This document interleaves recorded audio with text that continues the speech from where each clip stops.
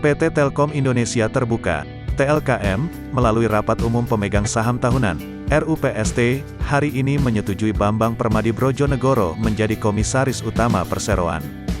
Berdasarkan daftar yang diterima, selain Bambang Brojonegoro selaku ex-Menteri PPN, ada juga gitaris Sleng Abdi Negara Nurdin dan staf khusus Menteri BUMN Arya Sinulinga di posisi Komisaris Baru Telkom.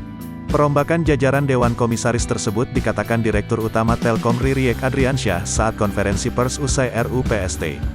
RUPST juga menyetujui perubahan susunan pengurus Dewan Komisaris dan Dewan Direksi Perseroan. Terkait perubahan susunan pengurus Perseroan, Komisaris Utama Bapak Bambang Permadi Brojonegoro, ujarnya, Jumat, tanggal 28 Mei tahun 2021.